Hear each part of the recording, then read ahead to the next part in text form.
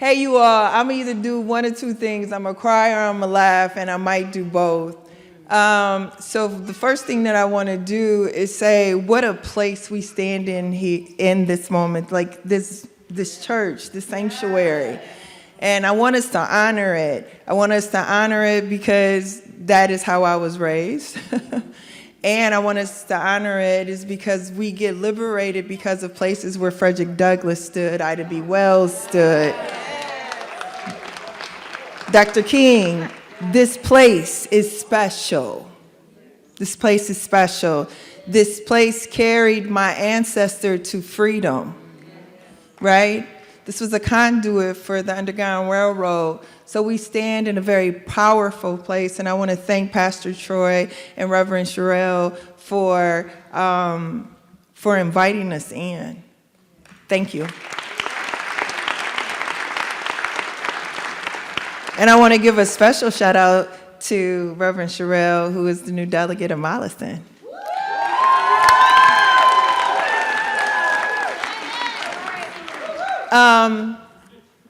And I also want to acknowledge all the people in the pews.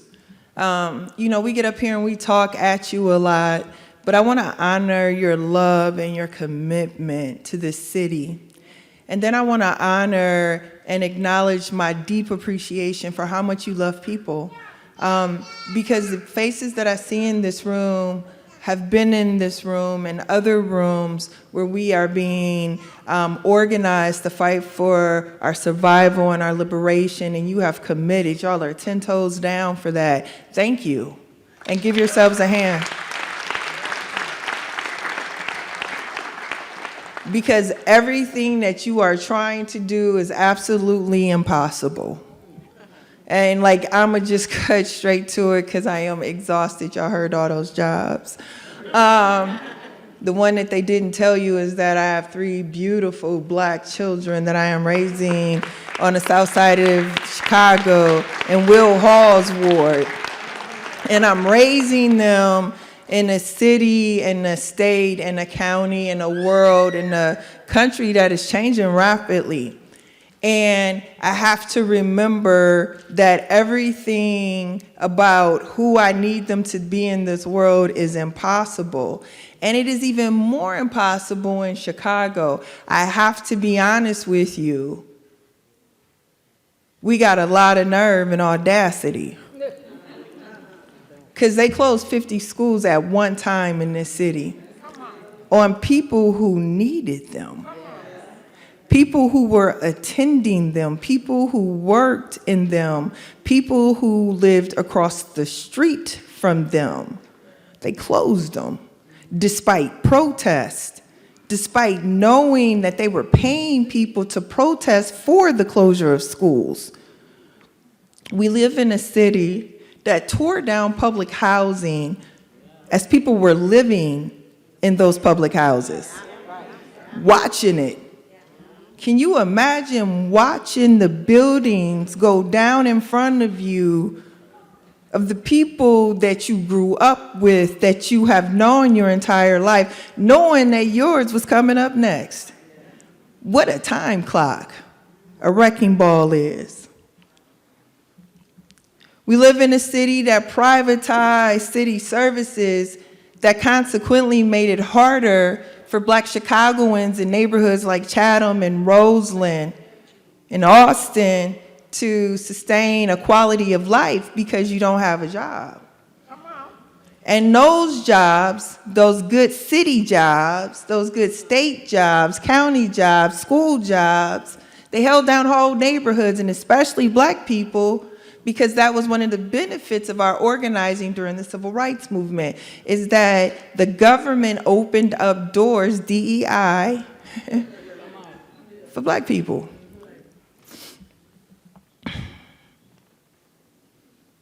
This is a city that kidnapped Black men. In this neighborhood, John Burge. See, they ain't just started kidnapping people off the streets of Chicago. When I tell you what you are asking for is impossible, I tell you because of everything that I just told you. This place don't care about people. the leadership will make excuses and blame you for wanting them to care about us. They'll blame you for it. How else do you get 27 older people who gonna say, I'd rather for you have a higher grocery bill, a higher rent? See, y'all keep talking property taxes. Property taxes go to landlords, higher rents go to us.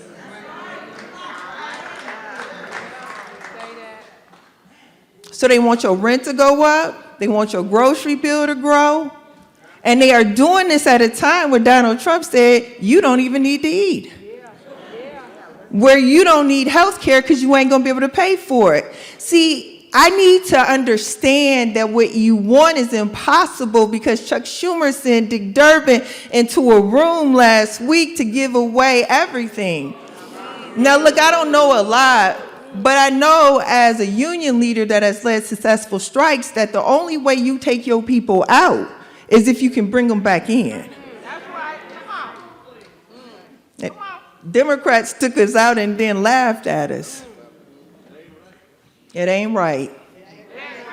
It is not right. That's why it's easy for those 26 Democrats in city council to put their name on something that's dumb, like giving you an extra bill.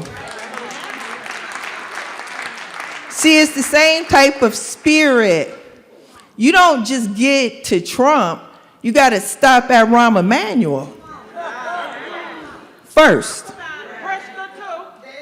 Because we have to make you believe that you don't deserve. See, Rahm Emanuel had people talking about close my school. I was there. See, everything that you're asking for is impossible because somehow wealth misused in this world by politicians have convinced working people and poor people that they have to preserve and protect the riches of Amazon and Jeff Bezos over their own grocery bill. At least that's what these aldermen think. But I've seen a poll. In fact, my union did a poll. And the poll said a supermajority of Chicagoans believe that ultra-wealthy corporations and billionaires can pay more.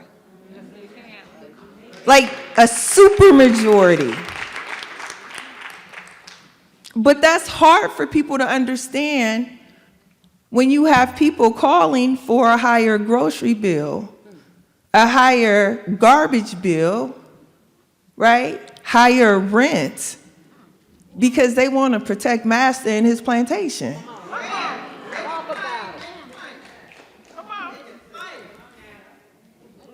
They don't need our help. They got their wealth.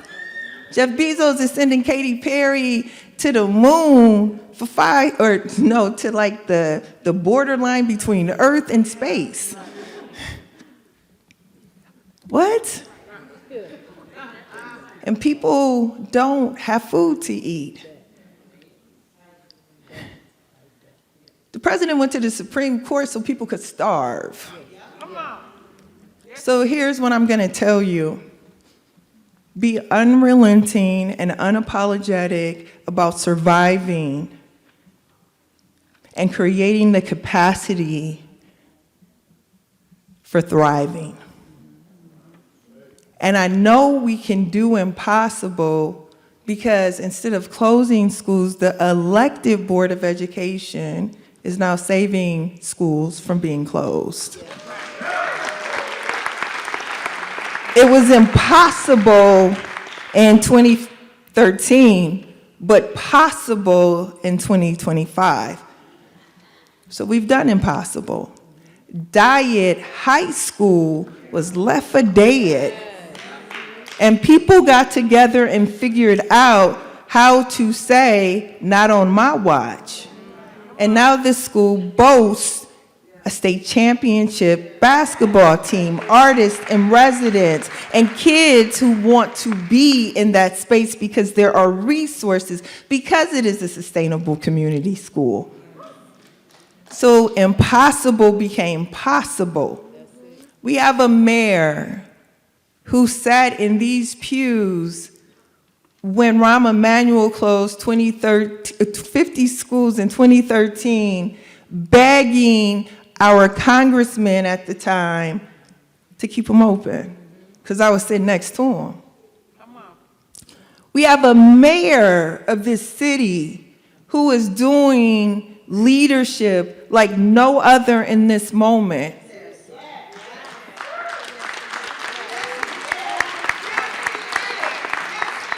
He is protecting people. He is supporting people. He is valuing people. He is investing in people. Yeah.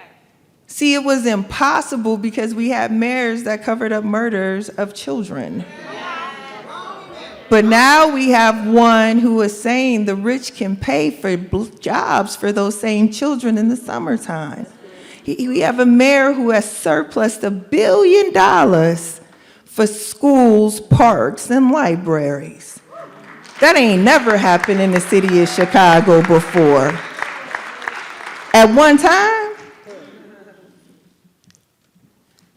So while we are weary in this moment, because we cannot figure out how our neighbor could sell us out to someone who don't need our money, while we are weary in this moment, because it's just bad to see people kidnapped off the streets of this city. We also have a mayor who says, it's not okay, and every time you do it, I'm going to levy another charge. We are going to enable resistance, and we are going to support resistance. And then people resist. And then he says, well, maybe it's too cold out there. I am telling you that rooms like this create the possibility. And I am going to need you to organize your workplace. You are going to have to organize your neighborhood, because they are going to fight for this budget to be anything but progressive. Because once you protect, support, fight for people, and win, you transform the world order. Chicago is an example of love in action because of rooms like this. Donald Trump does not want that message in the world, because if that message is in the world, then he's not in the world. Not in the world of power, not in the world of privilege, and not in the world of the White House. You all fight for fairness. That's right. Call your alderman with everyone else. You go there and you visit them, and you make them hear your need. And you connect it to their need. And you connect it back to our shared responsibility of protecting each other in this moment. We keep us safe. Is he here? So I want you to understand in this moment your power. I want you to understand in this moment that we do have a fighter for us. And I want you to understand in this moment that we can win this, not just because we're right, but because 90% of Black and Latinx Chicagoans believe that the rich should pay their fair share.